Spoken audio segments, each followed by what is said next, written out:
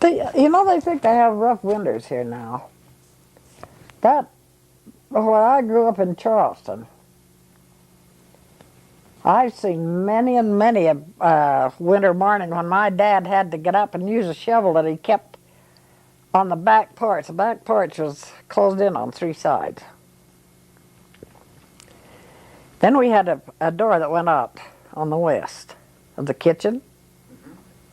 And our dad kept a shovel and a pick on that back porch. And I've seen many a morning when Dad had to open that door on the west and poke his shovel up through the snow that had drifted up higher than the door. So he would know where to try and get around and shovel the door out so we could get to our cellar. Our cellar was right in front of that door. So those kind of winters were common? Huh? Those kind of winters were common? Yes. Now you talk about a lot of winters when the snow would be up over the top of the fences. Oh, most winters when I was a kid they were over the fences. We used to skate on top of the crusted snow.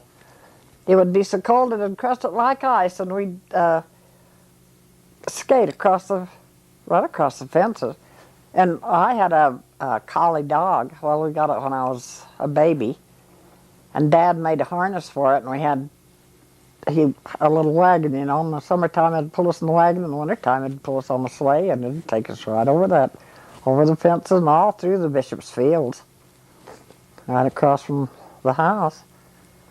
Winters then were, and what I liked about the winters was when they had their cutter shine contests.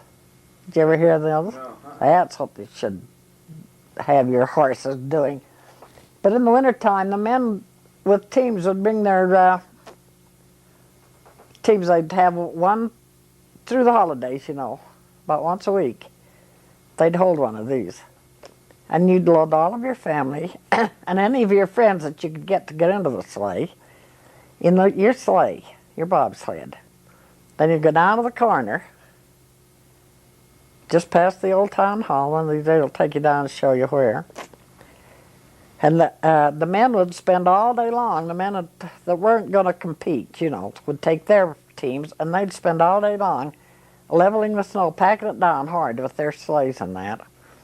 And then you'd get out in the middle of that with your team, and you'd hold them right steady there, and you had what they called a pivot horse.